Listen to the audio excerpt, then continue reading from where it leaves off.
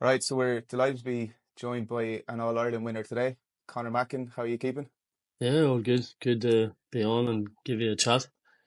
I'd say the last 4 weeks since the All-Ireland win have been pretty hectic, have they? Oh, crazy. A couple of stags and weddings, and once you're in the inter-county scene, you plan everything for after the All-Ireland final. So it all just came in once on top of the celebrations as well. So it's been hectic to say the least. So talk to me about that. I think you had, correct me if I'm wrong now with any of these, so you had Kieran O'Hanlon's wedding, Armagh stag, and then Joe McElroy's wedding thrown in on top of the celebrations. Yeah. So Kieran had his wedding booked for the Friday before the All Ireland final. So he booked it 2 years ago, going on the final that year, which was like the 20th of July. So he says, I'll book it for the week after. And lucky enough, it was like a marquee job outside the front of the house. So there wasn't really much organising it, but we got it sorted anyway.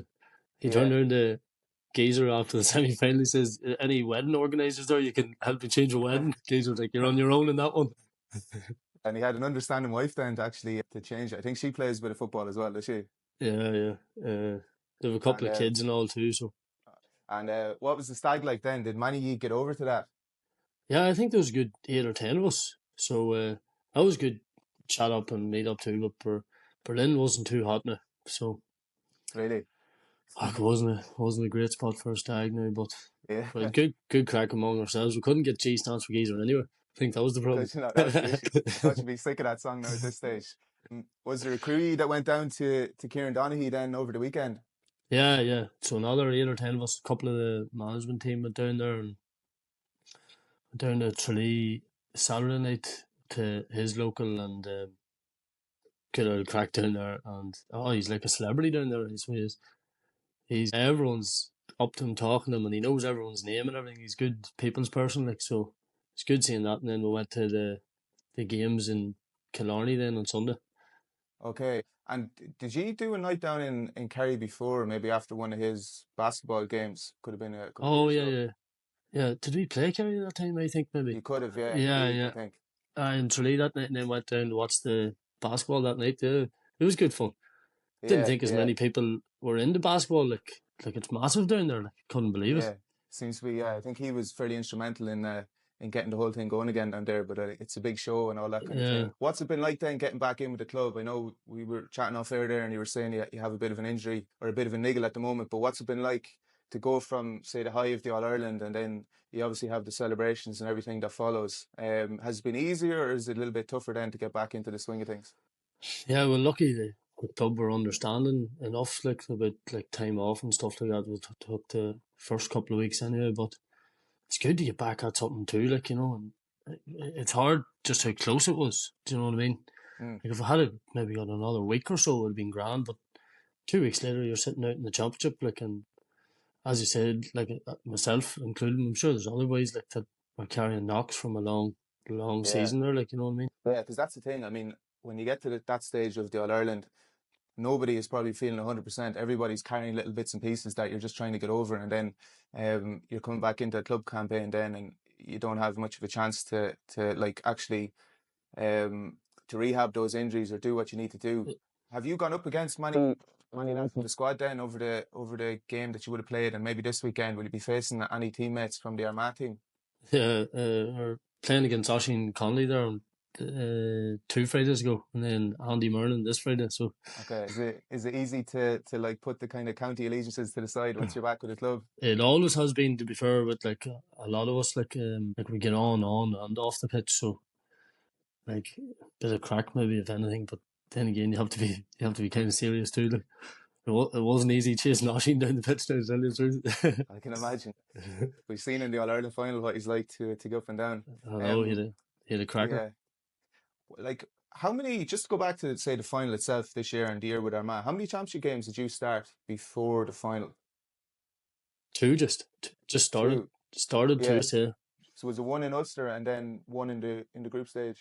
no, Derry was the first one I started, and Okay. then I got the slap on the wrists, put in the naughty bench for a week after the glass incident. So that was a bit And then hard to take, like, because you felt like you got in, you played well, and then next thing you're like, you're out again, because championship football, once you're in, you're sort of in. Do you know what I mean? It's hard to, Mm. and if you're playing well, then they've no excuse to like drop you. Or I suppose it was no fault of them. Because like I think people only realised after like the actual strength of the Armagh squad. People only probably after you won the All Ireland, but we've seen that with say you coming in for the final and you hadn't played in the semi final, but it would have been Kieran probably hurt he got the knee injury maybe the week before the Derry match, and then you took your Yes, exactly. opportunity to get in. So, like just that incident with Glass, I mean, it was kind of there wasn't much in it really, but at the same time, it was probably a moment of madness from you. It was just a flick of the foot, and then all of a Yeah, sudden it's you're just a gone from the wee, team again. it's just a wee flick. Say, get up, you will you? But I was talking about him and all after, and he says, "Listen, there's nothing in it." Like I know you'd like to think common sense prevails in the situation, but it obviously doesn't. Like, and all people saying that like he should have just stuck the boot in his head, like the no intention of sticking my boot in his head, like at all. You know what I mean? And then like obviously the way they were talking about it on the Sunday game didn't help it. That's But the sure, thing when then it was highlighted on the Sunday game. I was only looking back at the clip of it, and like you're obviously getting physical with him, but that's just the nature of the game. But I then know, when it yeah, came to that instant, they just kind of highlighted that specifically. And when everything's slow mode as well, it looks way worse. I know. And about 10 minutes after, I think he hit me a punch in the ribs. But Jesus Christ, I thought I got hit by a heavyweight boxer. I was down Was in that for Handley. yeah? Was that for maybe he did one as well when he took the mark. Yeah, When that was the one, yeah, where I think, he absolutely nailed yeah, him and yeah. then ran out, and you were kind of going to go down, and then you're like, I have to track this man here, so I can't go down. I wasn't long going down after he took the free. And like just take me back to the Kerry match, say in the semi-final. So obviously you got your place in the team, and then you had the suspension, and then you didn't get a minute, I don't think, against Kerry in the semi-finals. So when No, you're walking off the pitch that day, like obviously the whole squad and everyone's overjoyed. It was such a big win for Armagh. But what was going through your head, or what were your emotions like after the final whistle, just not getting a chance to get onto the pitch? yeah, no, because I played 25 odd minutes, I think, against Roscommon the week before. Like, obviously, it's not nice, but like we got through and we won and everything Mm, worked out, so you can't really sulk too much. And like, I think that was key to us this year was like mm, just got back at it Tuesday night and just back in the horse and go again and try again. And I think that's been our mantra like all year. Like no one's been sulking or like, oh, why am I not playing and giving out, and like we just got on with it and everyone's just put in a shift. And like it was funny how after we won, Oshie O'Neill says the B team must be the best team in Ireland now. And we were like, why? He says because we were beating the A team all year. You know, yeah. so like the competition was fierce. Like, and sure anyone could have played. Like I came in for Pete, like, and Pete had a cracker for semi final. Like he kicked a point, he kicked the first score of the game. He had a brilliant year. I'd say he played every minute, nearly bar the final. Like, Mm. and I think it was just height that they chose me at the end to go with Tierney over it. Like, so listen, I was ready, and we've all been ready. Like, and I just got the nod on the day. Mm. And when did you get the sense that you know the way you can kind of you have a feeling what way the manager is thinking when you're coming up to the game, say just by how the AVB lineups are looking and things like that. How many days out did you get the sense that, geez, I might be in the reckoning to start here? Yeah, I think it was not the session after Kerry, the session after that. But like, it's funny you're on about the Kerry game and not getting a minute. Like I thought it was a shoe in to start the game, and then Yeah. as you said, it didn't even because like you get them feelings. You're like, frig, I could be in here if I play well, maybe. But TK didn't train much them 2 weeks, and then he just slotted straight back in. But that was fine too. Like you just have to get on with it, and we've all been in them situations, you know. Mm. And when you got the news then, can you tell us like how, I don't know, does McGeeney take you to the side before he announces the squad, or how did you actually get the news then that you were going to be starting the final? No, just when they named the team, so did, and it was like as you said, you get feelings. So I wasn't really surprised, but like my sister, like obviously we try and keep everything in house, but my sister and my dad were at Mm. the pre-function in the Cartail before, and the MC was on the mic, and he turned around and he says, "Oh, the team's just in. We'll name it here." And obviously, I was named, and my dad and Amy were sitting staring at each other. What is this real? I think they were more shocked than me. Because obviously, like you get the news that you're starting, and you can't really in the modern game now go around telling people. So even like your closest family, you're not telling them that you're in the team. Was that hard to act normal or to act to not have to say anything to the family when inside you were probably like you had so much excitement and nerves at the same time. Yeah, yeah. I know. I think that was a good thing, like them not knowing, probably. Do you know what I mean? Because of, Mm. like, not that I was trying to be secretive or anything. It was just like, I think to know at this stage, maybe just to not to to ask me, because Mm. they're well schooled at this stage. And I was looking at an interview you did after the final, and you were just talking about the strength of the squad, and I think you were saying that at one stage you were number 32, say on the AVB game, so you weren't even starting in those games. Like, is that right? No, yeah, that was probably about 2 or 3 years ago, I think. Like, and then like I went from in my first year starting, and then you go completely out of the picture altogether, and then Mm. yeah, it's like I'd say I've been in every position on the team. Like I even got trialed in nets this year at the start of Really? the Right. year. Right. So were they were looking for someone else to play the Rafferty role in goals? Yeah, I think so. After he got had a bad injury, and Mm. so I let to lob twice, and Right.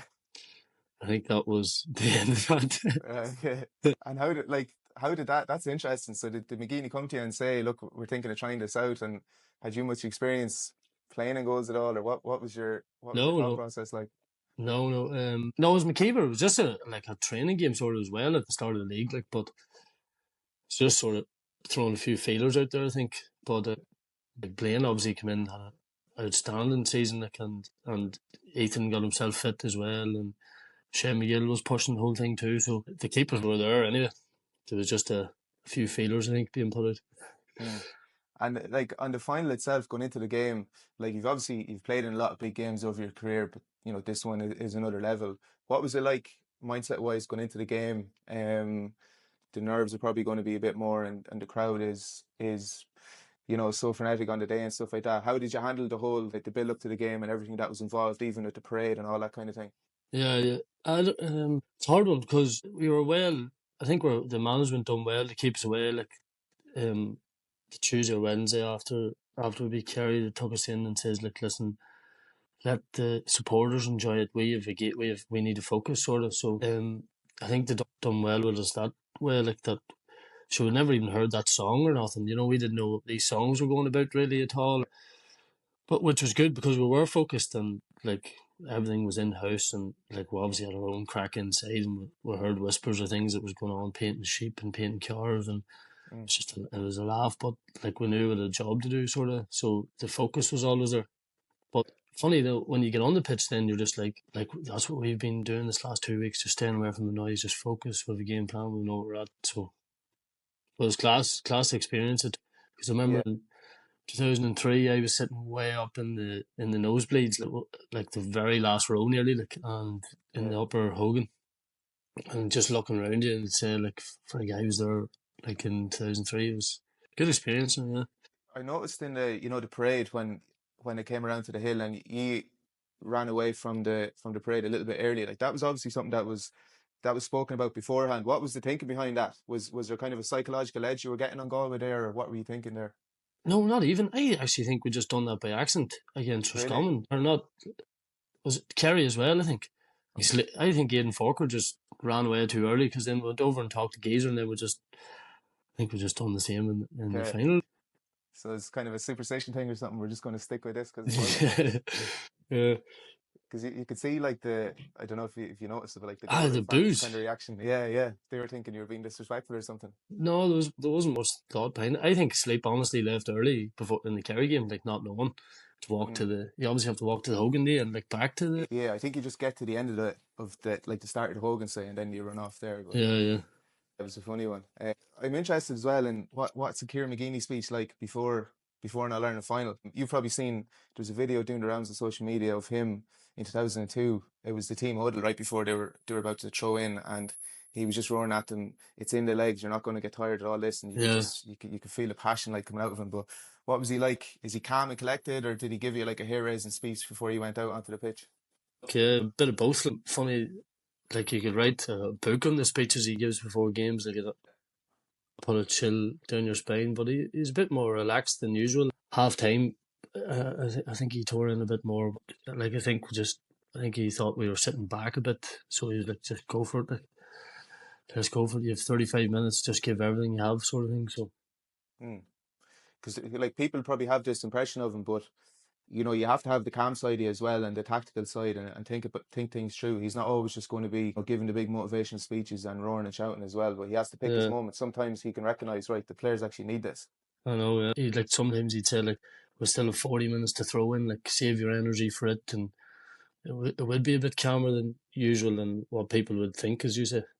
What was he like with you then? Say, like, he must be really good at man management and stuff as well, because even if you talk to any of the players that he had in Kildare when he was over them, they all just love him and Yeah, swear by him. And there would have been criticism, say, with Kildare and the clubs when he had to leave Kildare. And I know when he went, say, 5 years without winning a game in Ulster, and people would have been criticising from the outside. But all the players who played under him just absolutely loved him. yeah. His man management must be very good. You would experience a bit of that this year when you're not in the team. Is he good at that kind of side of things as well to keep you on side? Oh, yeah, yeah. Like it is. It's hard. Obviously, like he doesn't want everyone. Like there's another 20 or odd lads that aren't playing, and everyone coming him at once. But like he he he do anything for you. He's the sort of person who would do anything for you on and off the pitch. Mm, Like, and he had a tough couple of months too as well. Like losing his uncle and like mm. his son hurt his appendix and stuff like that, and busted his appendix. So like sometimes you need to put the arm around him too, and sort of say like, "Hope you're all right," sort of thing, because he'd do it for you. Yeah, 100%. And like it would have been, I know, like there's been some great stories that came out after the final. Just obviously Niall Grimley talking about like what he's been through and the kind of perseverance that he's shown to go through all that. And like you mentioned, Kieran and his son being ill and losing his uncle and stuff. And then you had the O'Neill brothers losing their uncle as well. So there was a Uh, lot of tough times in the group that you had to. You had a lot of different things outside of football that you had to handle as well. It wasn't just all plain sailing this year. yeah, we lost. Me and Kieran lost our granddad the week of the Ulster final as well. Really? Okay, sorry So to hear. like, but like that's just three or four of maybe like you don't even know what's going on Mm, sometimes as well in other families and GA communities all over Ireland. Like even looking at Kieran Finnegan that passed away there on Monday, it was like it's mad to think that this time last year he lined out for Cross McLean and now like it was his funeral there on Monday yeah. past. And I think, like, I know you were saying you were at that. Like, I'd say the whole squad was at that. There must have been a big GA community Yeah, yeah, at massive. that funeral. Just going back to the coaching setup, like we talked about Donaghy earlier on, and what was he like? What does he bring to the setup? From the outside, he's this bubbly character, warm character, but I'd say there's a serious side to him as well, and he's a very good reader of the game and stuff like that. What kind of coach has he been like to work with over the last few years? Oh, brilliant! He's more attacking coach for us, so like he'd be working on like attacking plays and calls and stuff like that, and like he'd bring in a lot of his basketball background, like and like he's mad about high fives and stuff like that. Like you see in basketball and touch Mm, and just simple things like that that you don't think that matters, but like it does, like, and it helps you, like, and maybe like screens and stuff like that come from his basketball background, obviously, but he's been a breath of fresh air as well. Like he's brought brilliant cracker in the camp, and he's mm. always slagging, and like he's a good laugh as well. Like top of And it. like we've seen a few videos of him after the All Ireland. Like he was definitely enjoying the celebrations as well. He seemed to be right in the middle of them. Oh yeah, Yeah, he must be like he's he's won a few All Irelands as it is, but he knows how to celebrate at the same time. yeah. I think he is four, doesn't he? And that'll be his fifth Yeah, as yeah, a coach, like obviously. But and yeah, like was there always the belief in the group? Like obviously you've had a few, like a lot of tough days as well that you come back from, and a lot of penalty shootout defeats where you've just been it's so marginal on the wrong side of those games. But to go and win in All Ireland when you hadn't even won an Ulster, like was the belief always there among the players that you could actually win the big prize? yeah, you like talk about it, like, and you like even like as I said earlier, you're planning stuff and like everything's for after the All Ireland because like you want to be there and like it obviously doesn't always work out that way. Like in the last 2 years, like getting beaten penalties and by Galway and Monaghan and the two Ulster finals and Mm, whatnot. Like it's never Dublin when they done their seven in a row. It's probably guaranteed that they're going to get to the final every year. But yeah. in a small county like Armagh, it's obviously you're never guaranteed. But as you said, the belief I felt was there this last couple or 3 years, like that we can go on and do it. And just as every game went on, I felt the belief was just getting stronger. Probably like after his comment, you're like, right, we have Kerry here, we can get them. Mm. And after Kerry, you're sort of like, God, we've beat these before. Like we can. So the belief was always there. Like the further you nearly went on, you know what I mean? Definitely. And like, what was it like in the camp after the Ulster final this year? Because as you said, you've been on the back of a few of those ones, and I'd say it's a very hard one. Like, probably similar to how the Clare hurlers would have bounced back from losing the Munster final. I know theirs wasn't no penalties, but you know they had lost a few to Limerick, and they came Yeah. back and won the All Ireland as well. What was it like in the camp for the couple of weeks after losing the Ulster final? Like so much doubt goes through your head. Like you're like, what? Like you put so much in it, and it's like, why am I doing this? Or like you put self doubt as well, and doubt in the team. And that funny was we played Westmeath twice, and we got a lot better reaction this year than we did like the year after Derry. I felt like so. I suppose that was a good stepping stone to get back on the horse and get a win under the belt, and then move on like to the next one. But I don't know. You just like after like 4 penalty shootouts, it was just like, what are we doing? Like it's just like, Mm. when is our luck going to change? Or so are you ever going to win anything? Or like you're going to go your whole county playing career without even a medal? Like Mm. so.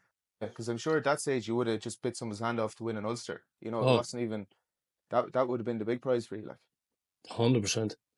And that's what we had our sights on this year. Like obviously, and then the big one just happened to take us home. So yeah. worked out all right in the end. It definitely did.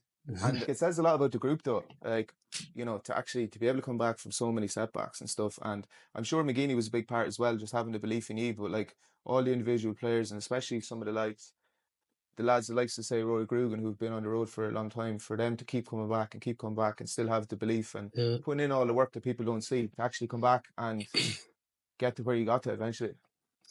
I know, like I'd say only for like Geezer like trucking the whole thing on and keeping the whole thing going. Like there would be no way that like half them boys would have stayed on even like maybe last year or Mm, like even the management too. You don't know these things, but like he's that determined and he's that like he never asks you to do anything that he wouldn't do himself, and mm, just to get like everyone back this last couple of years, as you said, like and as I said, like the doubt that you have and there's no belief, and you're ever wondering are you ever going to win anything, and to get everyone back and pull in the same direction again, like is a trait in its own, I'd say probably. mm. I read an article that was saying that he was telling the players that they could win the All Ireland even back when they were in Division Three. Like I'm not sure when you probably joined the panel, it was around 2018 or something like that. Yeah, You yeah, went there. yeah. Was he would he be hammered home even then? Like to potentially had to win All Ireland, or even would that be discussed? Is it more short term goals? No, it would have been back then too. Like, when everyone sets their stall out at the start of the year, you want to get the big one. Obviously, the way the system goes now with the Talchin, like we probably would have been in the Talchin Cup that time, but we were um we near got to the Super 8s. Remember the Super 8s was going to Mm, 18, 19, and Roscommon beat us in Port that day, and yeah, like I great felt game like actually. yeah, it was a great game, and like I know as much as you're saying, like probably you're trying to probably say they weren't fit for it because we were Division 3 and all that crack, but like if you had to get through Roscommon, like you never know what like would have happened. Maybe like an even a decent run would have maybe like took us on Mm. maybe another couple of years rather than waiting to 2024. You know what I mean? Just going to like the final whistle, say, and the scenes like when you're actually crowned champions. Like, do you have much memory from when the whistle went? Do you remember what you did or what was going through your head? I don't have much memory of this last month. Never mind Yeah, that. I hope you remember some of it. Sorry, I was walking down. Oh, I remember I was talking to you. No, don't remember things. Yeah. No, but I was taken off at 10 minutes ago. Kieran was on the bench as well, and I just remember going up, and it was actually my granddad's birthday the day of the final, so Right. I was a bit emotional and everything that came with it. But I just grabbed Kieran and I was like, "Jeez, I can't believe we've done it. We've done it." Because obviously you talk about it in the house, and 2002, my parents would have been big into the football. Like my dad was took us ever. The second thing was going to the players' management and then looking for them. So just the like Mm. I don't know, the euphoria that just came over you was unexplainable nearly. Like as Ryan said in his interview, I don't even know what it, they don't even know what to say. You know, so Yeah, yeah. Oh, it was insane. That's the special moment though with the brother, like being able to Oh grab yeah, him. Like you would have seen, when Charlie Oak went up and was hugging Charlotte as well, and yeah. just spotted him in the stand. Like that kind of stuff is just magic. When you think about, say, the celebrations in the last month, from anything you can remember, is there any one memory that sort of jumps out that should be like when you're looking back in 20 years, you'll always remember? Like it could be a little moment you had with a teammate, or something a fan said to you, or anything at all over the last month of like basking in this win. Was there anything that jumps Uh, out for you? not really jumps out at me, but a couple of things was the like banquet, like and just take the stand back and just seeing like everyone go mad and the Sam McGuire just popping up out of nowhere. And it was Mm, just like, Jesus. That was one. And then the other one was walking out to the athletic grounds that day and just seeing, I think there was maybe 15 or 16,000 people and it was sold out mm. in like 6 minutes and just seeing the reception and like, it was insane. And another one was driving home and pulling into the Cartale and the whole road, I mean, was blocked off. You couldn't see an inch of tar, like, it was mad. And like you were talking about there, just the impact 2002 would have had on you, and then you can appreciate that there's probably some young lad in the crowd there that's looking up at like C, and that's going to drive him on to want to play with Armagh then. Exactly. Like I remember when we were younger, like we used to all head down to the football field and we'd walk into the shop and Dad would get the newspaper and walk down the field and we'd do runs of Oisin McConville's goal. We'd taken turns who was Oisin McConville and done the big celebration in behind in behind the net. So hours and hours spent doing that, and then just even following Armagh in general, just like when you're younger as well, like and looking up to them as role models. And it was funny too in the banquet. I was talking to John McEntee, and he was like, "Oh, will you get a photo with my kids?" And my dad was like, "This is mad. This is I was doing that 20 years ago. Only I was asking for his photo."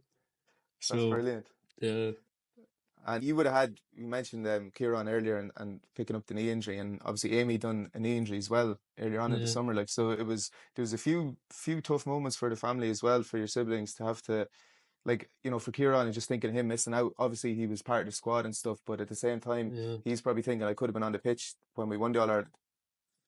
yeah, yeah. I know it was.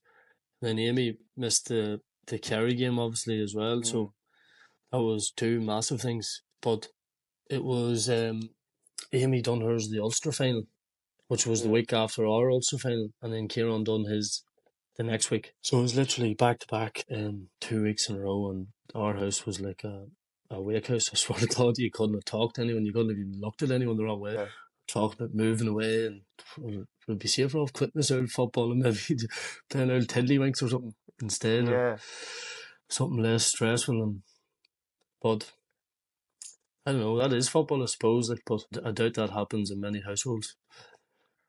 yeah. It's not, but you And then also wouldn't have. Amy as well. Like she missed the Kerry game and they got over the line the Ulster final, which was class. And just I think they could have done it as well. Maybe if they had a bit of extra firepower up top of it. They had a couple of other injuries as well, but didn't help the whole thing.